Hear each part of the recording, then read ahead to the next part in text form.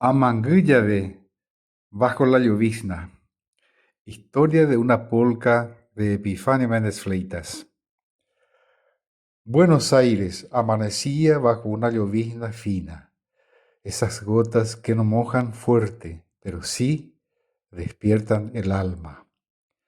En la Casa Rosada, mientras se esperaba una reunión clave entre Paraguay y Argentina, Epifanio Méndez Fleitas miraba la lluvia caer.